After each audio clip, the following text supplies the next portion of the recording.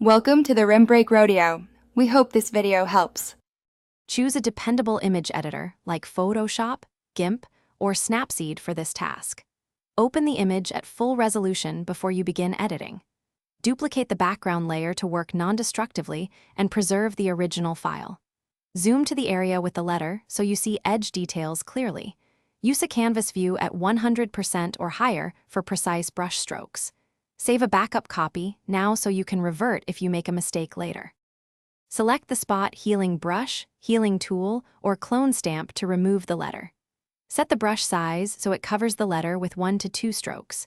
Use a soft edge brush at 30px for subtle blending on most photos.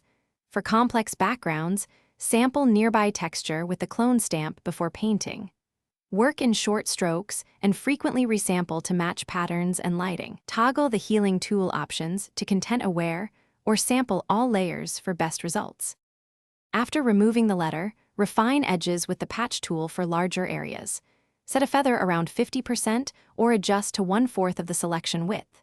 Use a small Gaussian blur of 0.8:1, 5px to smooth any visible seams. Zoom out to check overall texture and lighting consistency across the repaired area. Flatten visible layers into a new file or export a copy to preserve edit history. Export the final image as JPEG or PNG. Thanks for watching. Consider subscribing if we helped you.